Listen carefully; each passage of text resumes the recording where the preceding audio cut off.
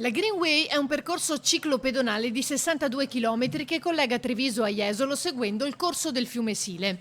Oggi è possibile provare questa esperienza grazie al progetto di Treviso Bike e e-bike con la collaborazione di ATVO con le biciclette e poi un servizio navetta per fare ritorno. Con il coinvolgimento di ATVO abbiamo deciso di attivare un servizio di pick-up che consente alle persone che noleggiano una bicicletta e percorrano la ciclabile in un senso o nell'altro di essere recuperati o in Prato Fiera a Treviso o in Piazza Nember a Jesolo e essere trasportati a casa.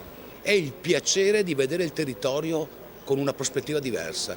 Tu immagina poter percorrere 20-30 km oggi con le biciclette assistite, questa cosa è alla portata di tutti, e poterle fare con una velocità molto sostenibile, potersi fermare a guardare la laguna, a guardare la parte del Sile per andare verso Treviso, eccetera, credo sia fondamentale.